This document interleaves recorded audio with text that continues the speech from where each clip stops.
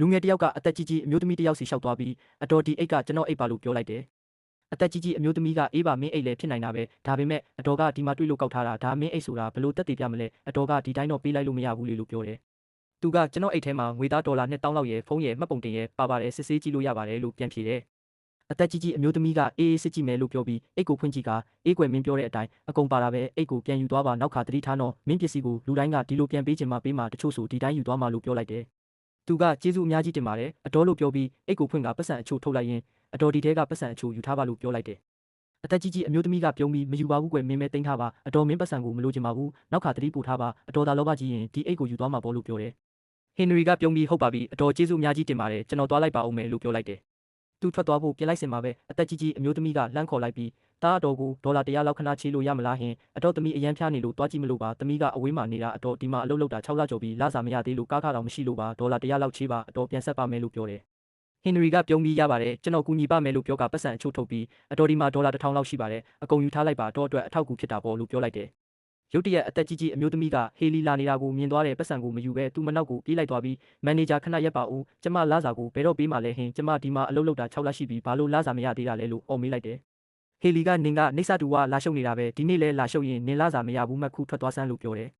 အသက်ကြီးကြီးအမျိုးသမီးကကျမကိုလာစာလေးပေးပါဦးနော်ကျမအရန်ခက်ခဲဖြစ်နေလို့ပတ်စံရမ်းလို့နေလို့ပါလို့အင်ငန်းခံတောင်းပန်တယ်ဟေလီကနင့်ကိုမပေးဘူးလို့ပြောပြီးပြီလေငါစိတ်ကိုလာမစွားနဲ့လို့ပြောပြီးအသက်ကြီးကြီးအမျိုးသမီးကိုစတင်ရိုက်နှက်တော့တာပဲဟင်နရီကရက်လိုက်လို့អော်လိုက်တယ်သူဒေါသတကြီးရှိတက်လာပြီးဒါပါမူကျင်လဲရှက်လဲမရှက်ဘူးလားသူမရဲ့အသက်အရွယ်ကိုလည်းကြည့်ဦးဘာလို့သူ့ကိုလက်ပါရတာလဲလို့ပြောလိုက်တယ်ဟေလီကနင်ကဘာကောင်မို့လို့လဲလို့မေးတယ်သူကငါဘာကောင်ပဲဖြစ်ဖြစ်ဒီအတော်မှာအိမ်ပြန်ဖို့ကားခါတောင်မရှိတာကိုနင်ကလာစာမပေးပဲညင်းနေတဲ့ရှက်ဖို့ကောင်းလိုက်တာရပိုင်ခွင့်ရှိတဲ့လာစာကိုသူ့ကိုပေးလိုက်ပါလို့ပြန်ပြောတယ်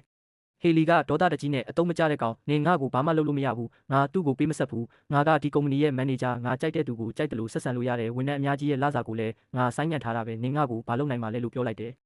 ဟင်နရီကဒေါသတကြီးနဲ့သူမကိုပါရိုက်လိုက်တယ်ဟေလီကနင်ငါကိုရိုက်တယ်ပေါ့နင်နောင်တရစေရမယ်ငါလင်စီဖုန်းဆက်လိုက်မယ်သူကဒီကုမ္ပဏီရဲ့ဒါရိုက်တာနင်ကိုအလုပ်ပေးမှာမဟုတ်ဘူးလို့ပြောတယ်သူမလင်စီဖုန်းဆက်ပြီးကုမ္ပဏီပြင်ဘက်ကိုချက်ချင်းထွက်လာခဲ့ပါအတုံးမကျတဲ့ကောင်တယောက်ငါကိုပါရိုက်လိုက်လို့ပြောလိုက်တယ်ဖုန်းထဲမှာလင်ဖြစ်သူကဒေါသကြီးဖြစ်ဘယ်သူကများဒီလိုလုပ်ဝင်တာလဲငါအခုချက်ချင်းလာခဲ့မယ်အလုပ်မပေးဘူးဟုပြန်ပြောလိုက်သည်ဟေလီကဖုန်းချလိုက်ပြီးငါယောက်ျားလာနေပြီးနင်တစ်သက်လုံးဒုက္ခရောက်အောင်သူလုပ်ပြမှာလို့ပြောတယ်ဟင်နရီကဒေါသကြီးနဲ့နင်ယောက်ျားဘာလုပ်နိုင်မလဲကြည့်ကြတာပေါ့လို့ပြောလိုက်တယ်ဟေလီရဲ့ယောက်ျားဒေါသတကြီးနဲ့ရောက်လာတယ်ဟင်နရီကိုမြင်မြင်ချင်းပဲသူမင်းတက်သွားပြီးဆရာဒီကိုရောက်နေတာလားလို့မေးလိုက်တယ်ဟေလီကရှင်ဘာလို့ဒီကောင်ကိုဆရာလို့ခေါ်နေတာလဲသူကငါတို့ကုမ္ပဏီရဲ့ပိုင်ရှင်မို့လို့လားလို့မေးလိုက်တယ်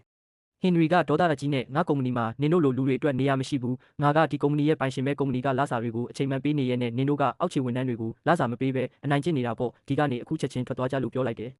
ပြီးတော့သူကကြည့်ရှုသူပရိသတ်ဖက်လှည့်ပြီးအောက်ခြေဝန်ထမ်းတွေရဲ့ရပိုင်ခွင့်ကိုခိုးယူတဲ့သူတွေကိုဘယ်တော့မှအလုံးမခံပါနဲ့ကျွန်တော်တို့ရဲ့ဗီဒီယိုကွန်မန့်မှာတင်တို့ရဲ့တန်ဖိုးရှိတဲ့ထင်မြင်ယူဆချက်တွေကိုမျှဝေပေးခဲ့ကြပါဦးကျေးဇူးတင်ပါတယ်လို့ပြောလိုက်ပါတယ်